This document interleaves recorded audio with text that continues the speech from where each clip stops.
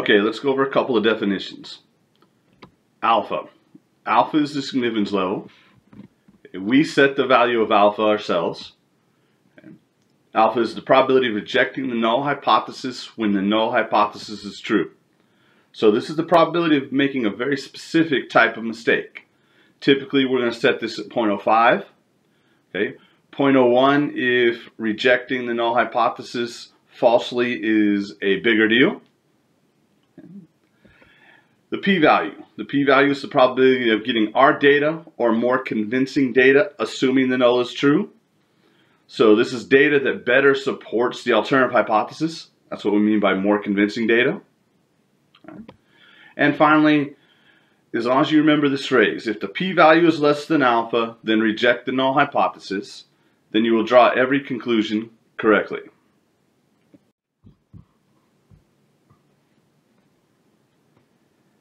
Okay, so take a look at example 1. Pause for a minute and read the problem.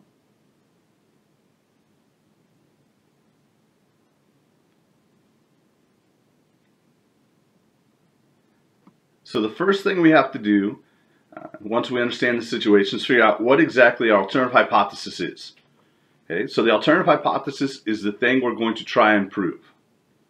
So in this case, they want us to know, or want us to decide if the mean speed of all cars is greater than the speed limit of 65 miles per hour. So that is going to be my alternative hypothesis.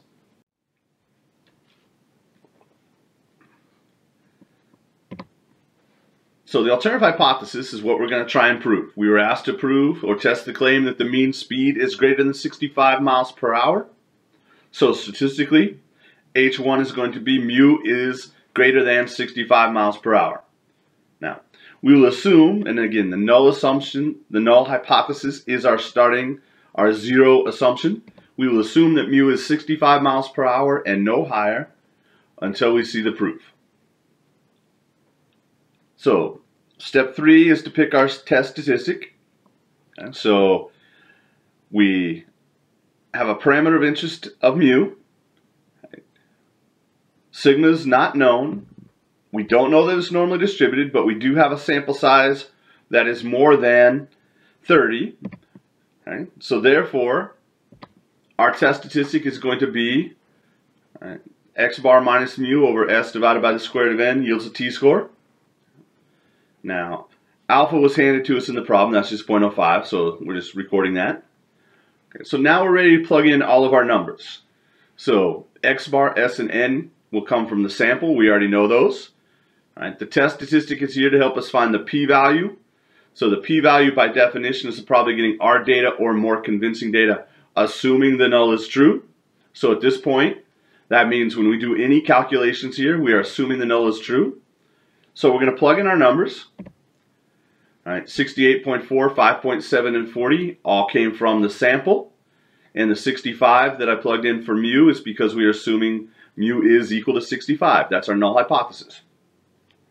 Okay. So now we have our test statistic, our t-score. Okay. So this is a score from the t-distribution. Right? And now we have to use this to find our p-value. So the key is to figure out if this is a right, left, or two-tailed test. And so we got to go back to the definition of the p-value for that one. And so this is a right-tailed test, right? Because the bigger x bar is, right? We want to probably getting our data, so we have a sample mean of 68.4 miles per hour, right? But the bigger that is, if that had been 70, 75, 80, then we'd be more convinced that mu is bigger than 65. Right? And the p-value is probably getting our data, the x bar we have right now, or more convincing data, which would be a bigger x bar. And a bigger x bar would lead to a bigger t-score in this particular equation. So deciding right, left, or two-tailed is a two-step process. One, you have to figure out what more convincing data is. And then two, you have to figure out what impact would that have on the test statistic. Would it move it to the right, to the left, or both? In this case, it would move it to the right. If we had a bigger x bar, we'd have a bigger t-score, which means our p-value is going to be the area to the right of our test statistic. Okay? So to find this area, we're going to use our TCDF from our 3.773 to infinity with 39 degrees of freedom. Okay, so check that with your calculator. You want to make sure that you are getting both our 3.773 and now the p-value of 0.0003. So from here, we're going to compare our p-value to alpha. Our p-value is less than alpha. We're going to reject the null and support the alternative hypothesis. So this is very important. There's actually two separate thoughts here. One, because the p-value is less than alpha, we are rejecting the null hypothesis. So we are eliminating the possibility that mu is 65. And because of that, we're going to go with the other alternative, right? The only other option, which is to say that H1 is true. So in this case, our alternative hypothesis H1 is the mean speed of all cars is greater than 65 miles per hour. Now, this is why when we wrote the alternative hypothesis, I put it not only in statistics, mu is greater than 65 miles per hour, but then I also wrote down out here on the right side, okay, what I was thinking with that, so that when I wrote this conclusion, I wouldn't have to retranslate the problem. Now, let's look at another example.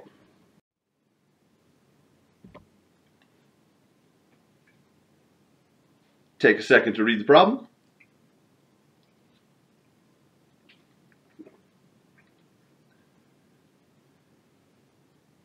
Okay, so here we're trying to decide if there's a bias. Okay, so if there was a bias against Americans of Mexican ancestry, that would mean they would be underrepresented.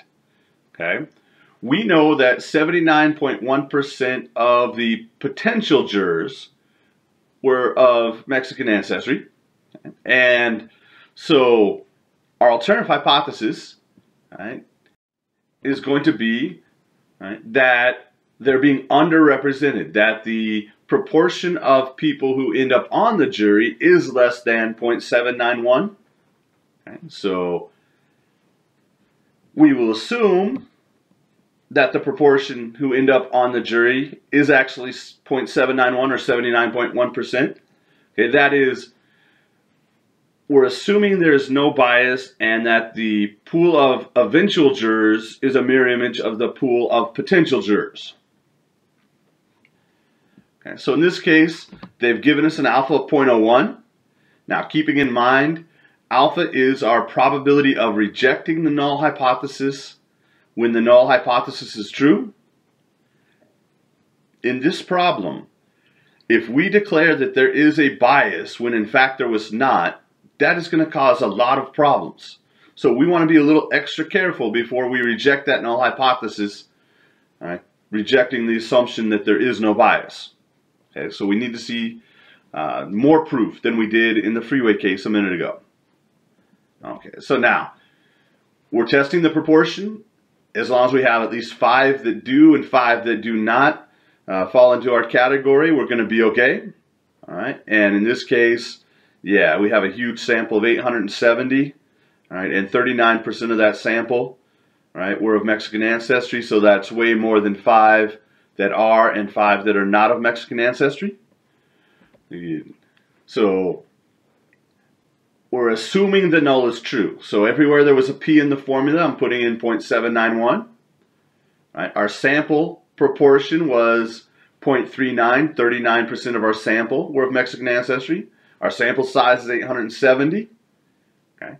We crank all this out, we're going to get negative 29.09. You want to make sure you test that with your calculator and that you're getting the same z-score that I'm getting for my test statistic. So at this point, it's time to figure out our p-value. Okay, so we have to know if it's a right, left, or two-tailed test. So I go back to my definition. They're probably getting our data or more convincing data. So right now, we're trying to be convinced that there is a bias against Americans of Mexican ancestry. We had a sample proportion of 0.39. Okay. Now, if we're trying to be convinced that the proportion P is smaller than 0.791, we need to see a small proportion in our sample. And the smaller our sample proportion is, the more convinced we're going to be. Okay, so this is going to be a left tail test. right? If we'd seen 38, 37, 35%, 20% of our sample being of Mexican ancestry, we would be more convinced that there's a bias. Okay? So in this case, more convincing data is a smaller p-hat. Okay? And a smaller p-hat in the equation here yields a smaller z-score. If we replace the 0.39 with, say, 0.35 or 0.30, we'd end up with an even smaller z-score. Okay, so our p-value is going to be the area to the left of our test statistic, negative 29.09. Okay, so now when you plug this into your calculator, it's going to be normal CDF, negative infinity to 29.09, that's negative 29.09. Your calculator is actually going to give you a 0. Okay, so I use a slightly better calculator and I get a p-value of 2.4 times 10 to the negative 186 power. So remember what this means. Our probability is 0.000 after 185 zeros, then we're going to have a 2.4. This is an incredibly small p-value, which means the chances of us seeing a sample of 870 jurors being only 39% or less of Mexican ancestry, assuming there is no bias, is this tiny probability. So either this is just one of those crazy things that is virtually impossible to happen but happened, or our assumption that there's not a bias is false, which means there is a bias. So here our p-value is way less than alpha. Okay, so I am soundly rejecting the null hypothesis. We are very convinced that the alternative hypothesis is true. Okay, so this is overwhelming data, okay, that the selection process is biased against Americans of Mexican ancestry.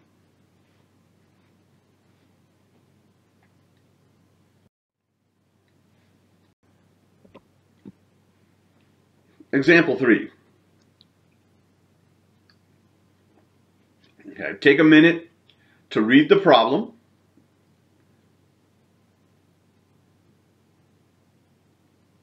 Okay, now, I also want you to take a minute, put this data in your calculator, do the one variable statistics, and find your sample mean and standard deviation. We're going to need them in a minute. All right, so pause the video now if you need to.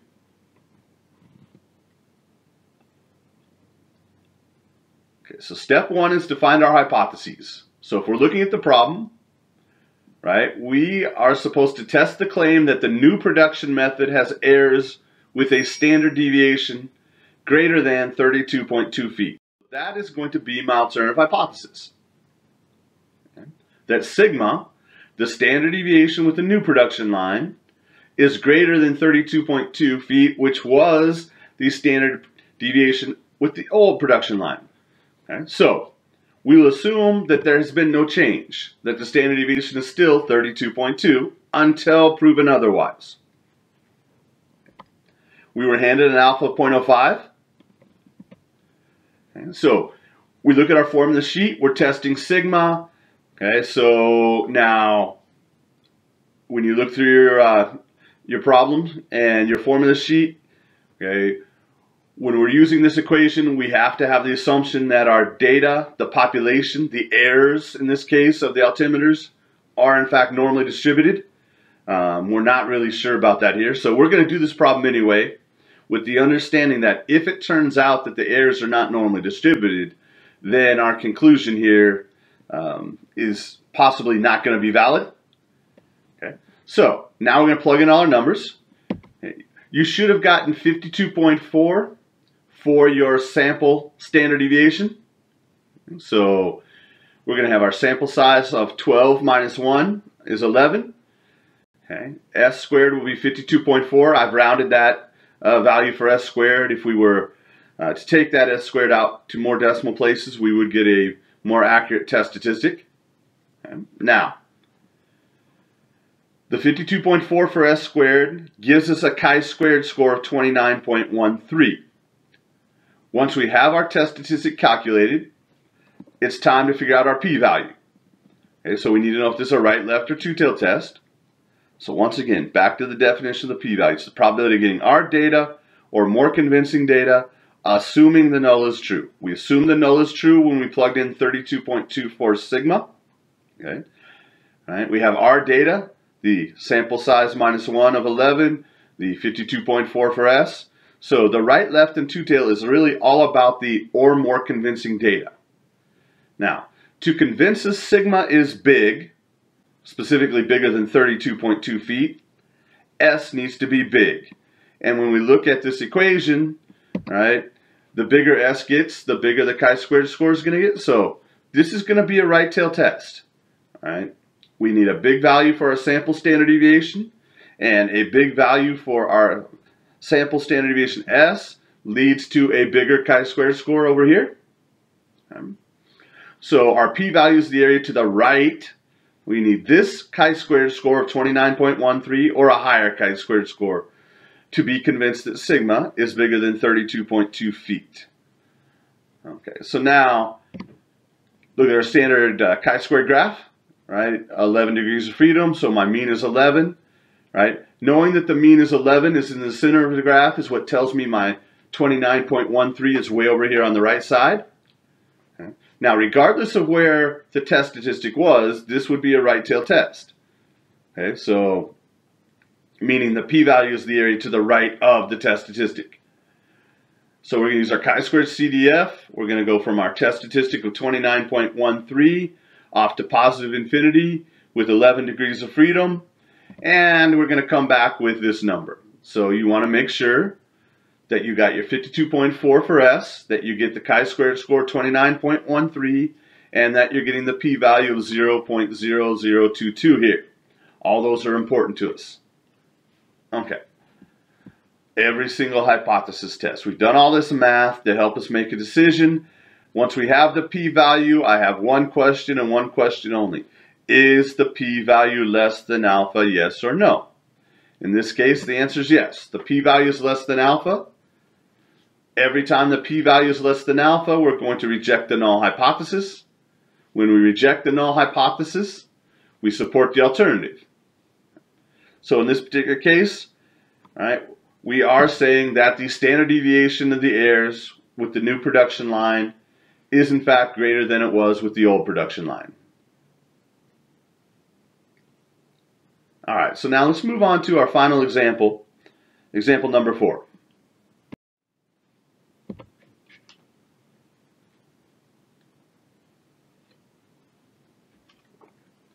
Go ahead and take a minute to read the problem. Okay, pause the video if you need to.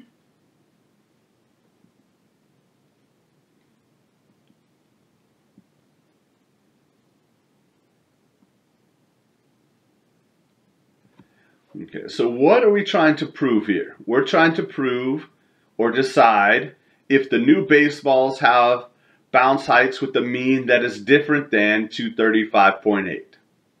Okay, so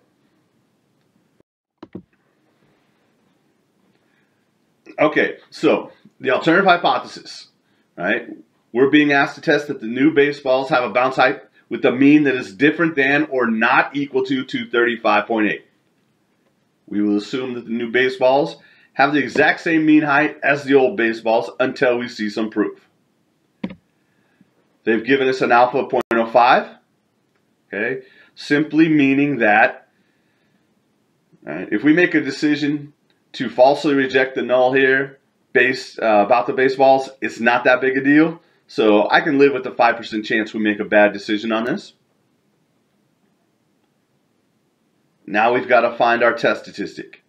Okay, so we're testing mu, so our parameter of interest is mu. We know sigma. Okay, next question on our formula sheet is the population normally distributed? All right. We don't know that for sure, but we do know our sample size is 40, which is more than 30. So here's the equation we're going to use. Okay. And we're going to plug in all our values, assuming the null is true. So we assume mu is 235.8. So at this stage, we have our test statistic, which is a z-score of negative 0.56. All right, and we have to find our p-value. So we need to think about the definition. The probability of getting our data or more convincing data, assuming the null is true. So, what would it take to convince us mu does not equal 235.8? Well, our sample mean, x bar, would need to be far away from 235.8. Right? The farther away from 235.8 x bar gets in either direction, the more convinced I am that mu is somewhere else. It's not at 235.8. Okay, so we could be convinced if we had a really small value for x bar, okay, or if we had an equally high value for x bar. Okay, so turns out this is a two-tailed test. Right? The more extreme, either small or large, we don't care, right, the value of our sample mean x bar is, right, the more convinced we get that mu is not 235.8. Okay? And the more extreme this value is for x bar, the more extreme the z-score will be. If we had a tiny x bar, like 230 or 200, then we'd end up with a big giant negative number, which would be a small z-score on the far left side of our graph.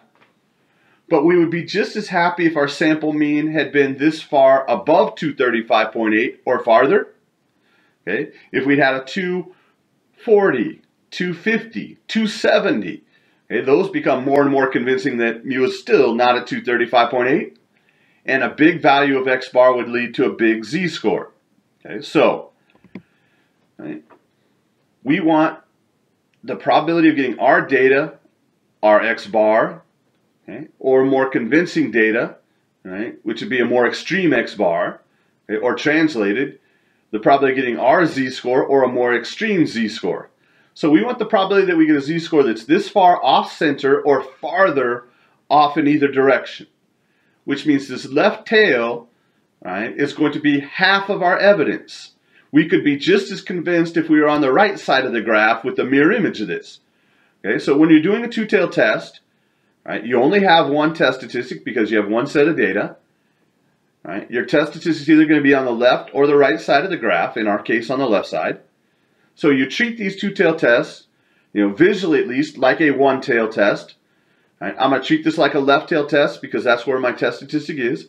Find the area to the left of that, and that will be half of my p-value because I could be just as far on the right side of the graph, and that'd be the other half of the evidence. Okay, so we're going to use our normal CDF from negative infinity to negative 0.56. That gives me half of my p-value. Okay, so that shaded blue area is 0.2877 approximately, okay, with rounding. Now, we need to account for the possibility of being just as far on the high side. Okay, so if half the p-value is 0.2877 for the left tail, if we double that to account for both the left and right tails, we get 0.5754. Okay, so once we have our p-value, now it's all about comparing our p-value to alpha. Remember the phrase that pays. If the p-value is less than alpha, then I reject the null hypothesis. So that's the only question I have for myself at this point. I have my p-value. Is the p-value less than alpha? In this case, the p-value is not less than alpha, which means I can't reject the null hypothesis, right? Again, if the p-value is less than alpha, then I reject the null hypothesis. But if the p-value isn't less than alpha, then I fail to reject the null hypothesis. Okay, so I want to pause on that phrase for a minute. Fail to reject the null hypothesis. What this means is we don't have enough evidence to rule out the possibility that the null might be true. So there is a chance that the mean is 235.8. Now, we are not saying that the mean is 235.8. This is not saying to support the null hypothesis, right? This entire process is about trying to rule out the null hypothesis as a possibility. And here we failed to eliminate that as a possibility. So because the null might be true, we can't support the alternative. Okay, now, what does that mean in terms of our baseballs? Well, it simply means that we don't have proof that the new baseballs have bounce heights with the mean different from 235.8 centimeters. So it's not that we're saying the mean is 235.8, simply that we don't have enough evidence to prove that the mean is greater than 235 or not equal to 235.8.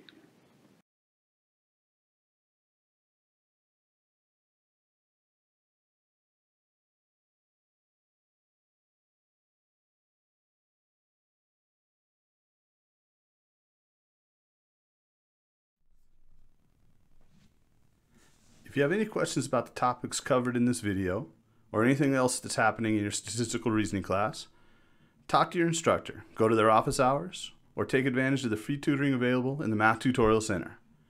Good luck, and go Vols!